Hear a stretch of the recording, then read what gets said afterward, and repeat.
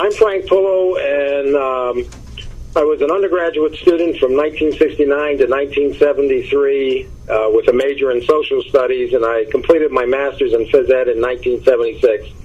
I was on the faculty from 1974 to 2014, serving in various positions such as intramural director. I was the first strength coach at the college, and I also was one of the last people, or a few people, that went from instructor to full professor in my career.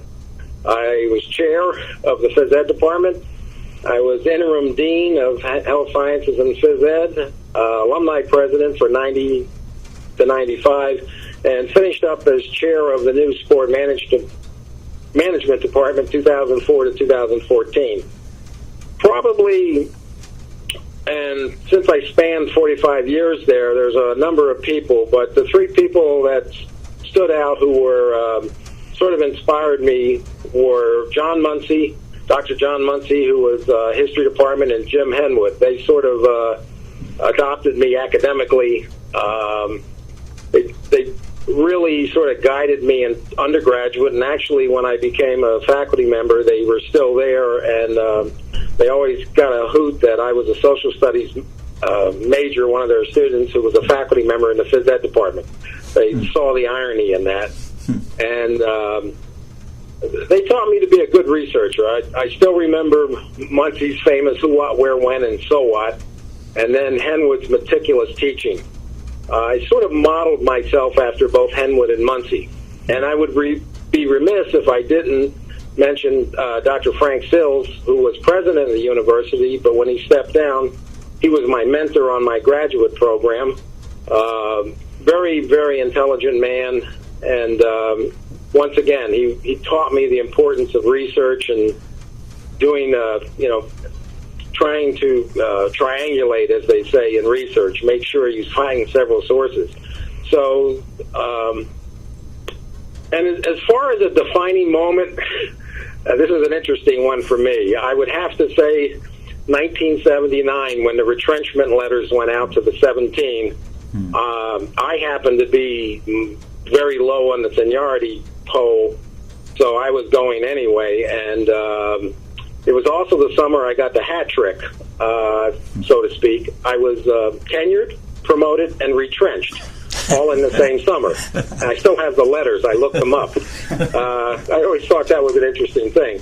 Well, and as a result of that, I sort of decided to give up coaching and the administrative stuff, and I started a doctoral program at Temple University in a new and fledgling, a new field, sport management, which back in 1991, that was Temple was one of the first programs. So I ended up, it was a PE degree with a focus in sport management. And later on, that would become important. Where did I spend most of my time? Well, from 1969 to 2004, you could find me in Keller Fieldhouse in every nook and cranny. That's where I was, even though I was a social studies major, I ended up replacing Bob Sutton when he went on sabbatical, and I hung out with Mr. Eiler and Howard DeNike and some of those, Puffer Martin and Ockenhauser. These are names that, Dick Luce, these are great names from the past who were associated with phys ed athletics. So even though I wasn't a PE major, I tried out for football and got injured. So I sort of, Mr. Eiler took me under his wing. John Eiler was the athletic director at the time, and Bob Sutton. And then that's sort of how I graduated and got hired as an instructor in phys ed. Graduated in January. That's when they had graduation in January. And then in February of 1974, they hired me as an instructor in the phys ed department, mostly to do administrative stuff for athletics. So I always thought that was kind of interesting. Probably when I think back on it, and after 45 years, there's a lot of them. The most significant campus event, I think, was when Dr. Dillman and Ken Borland created the College of Business, the new College of Business. And with that, the new Department of Sport Management, which Bobby Fleischman and I started. And then for the last, that was 2004, 2014, Bobby and I ran it, I as the chair and he as the grad coordinator. And I think it was fun because it was a new program. We went from a department of 35, the old phys ed department, to a department, I think, of 5 or 6. So, and you guys know, when you get a small department, you can get some things done, as opposed to 35, we could never get a consensus. Looking back, and again, fondly on my time at ESU, my one comment is I never regretted going to work. In all those years, I absolutely never regretted getting up. I was excited to get up. Many a day, I regretted that I got up and went in, but, that's the end of the day stuff. But the one honest thing is I never regretted ever going to work. And to this day, many of the students and my colleagues are still my friends. My first grad assistant from 1974, who lives in Maine, we keep in touch. We see each other. So a lot of friendships came through on that. My fondest memory, that's a tough one. Again, after all those years, probably 3 things pop in my mind.